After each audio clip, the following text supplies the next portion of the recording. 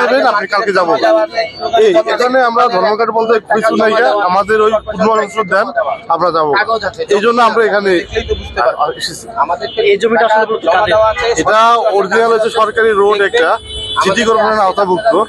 ওই সময় আমরা 91-তে এই জায়গায় দোকান দিয়েছি, তারপর থেকে আমরা কিছু টাকা দিচ্ছি ওই যে বড় মার্কেটটা, ওই যে দেওয়ার পরে ওই জায়গায় আমাদের বলছে আছে আইস না কাইল কত সরকারি গেল গা, আজকে প্রায় 20 বছর পর্যন্ত আমাদের এরকম করতে আছে।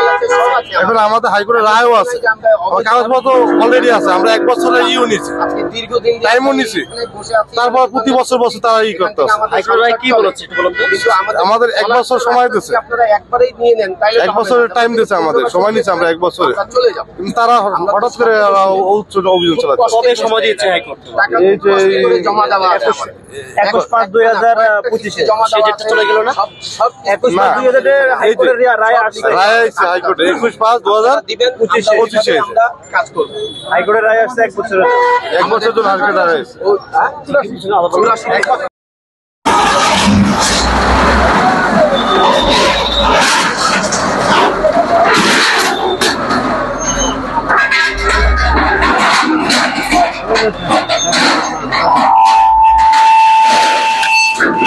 দর্শক আপনারা কিন্তু দেখতে পাচ্ছেন সরাসরি যে অবৈধ কিন্তু ভাঙা হচ্ছে, এমনটি কিন্তু আমি আপনাদেরকে সরাসরি দেখানোর চেষ্টা করছি।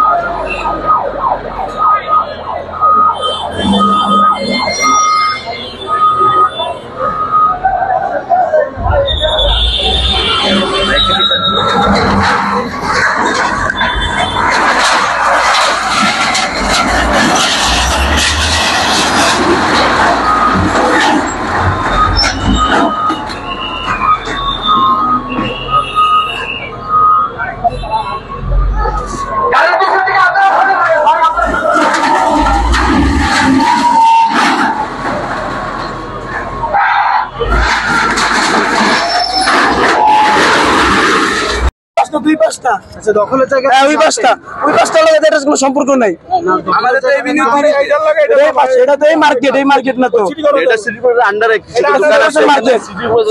দোকান আছে, টাকা দেওয়া আছে, আমাদের সবকিছু দেওয়া আছে, এই যে সব প্রমাণ আছে, হ্যাঁ সব প্রমাণ আছে, এই যে দোকান দিলে ওটা ট্রান্সফার হয়ে যাবে, স্বাক্ষর আছে, স্বাক্ষর আছে। এটা যদি ভুয়া হইতো তাহলে আপনার এটা স্বাক্ষরটা থাকতো না। এই দেখেন আরো আছে, এই যে ঢাকা সিটি কর্পোরেশন লেখা আছে, তো দেখেন আমাদের কোনো নোটিশও দেয়নি, না কোনো নোটিশ দেয়নি। হ্যাঁ ওইটা ভাঙতে গিয়ে জায়গা ভাঙতে আছে, এই পর্যন্ত আমাদের অনেক ক্ষতি হয়েছে। আমার কালকে চিঠি করে আমি না পড়ে আসছি, আমি এখন ভাঙতে দেখতে।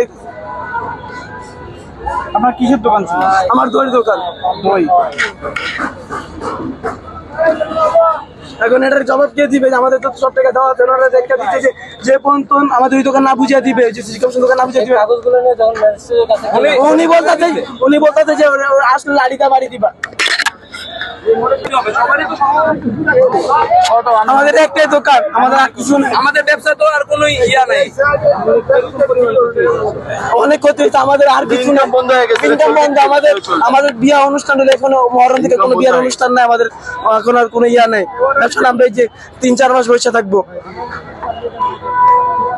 আপনি কি করেন? আমি পড়াশোনা করি, আমি কমার্সে পড়ি, এবার এইচএসসি দিতে আছি, কালকে আমার এক্সাম। কালকে আপনার এক্সাম, আজকে আপনি আপনার দোকানে দিয়ে দাও। হ্যাঁ